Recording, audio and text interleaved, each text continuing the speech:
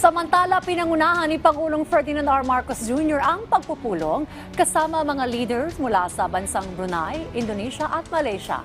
Layo ng pagpupulong na palaguin pa ang kooperasyon ng mga bansa sa East Asia. May report si Jessie Atienza. Nagsama-sama ang apat sa mga lider ng mga bansang nasa silangang Asya. Sa pangunguna ni Pangulong Ferdinand R. Marcos Jr., isinagawa ang Special Brunei Darussalam Indonesia, Malaysia and Philippines East Asian Growth Area o mas kilala sa BIMP Iagas Summit.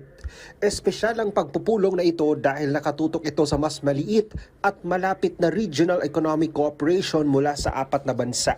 Sa kanyang mensahe, binigyang diin ni Pangulong Ferdinand R. Marcos Jr. ang halaga ng patuloy na kooperasyon at inclusive growth ng apat na bansa. As we gather today, we look forward with purpose, guided by the BIMP Iaga Vision 2035 and its strong alignment with the broader aspirations of ASEAN. This vision is not merely a roadmap for economic integration. It is a promise to our people that development will be meaningful, sustainable, and felt in their daily lives. Kabilang sa tinalakay sa pagpupulong ang paglikha ng karagdagang hanap buhay sa mga kababayan, pagpapalakas ng connectivity at pagpapalawak ng oportunidad lalo na sa East Asia. Let this summit renew our resolve to translate vision into action and plans into lasting impact.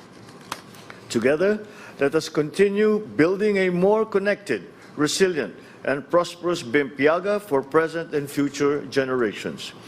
Thank you, and I wish you all a productive and inspiring summit. Iilan lang ito sa mga mahalagang pagpupulong na pangungunahan ni Pangulong Ferdinand R. Marcos Jr. sa pagdaraos ng ASEAN Leaders Summit sa Cebu.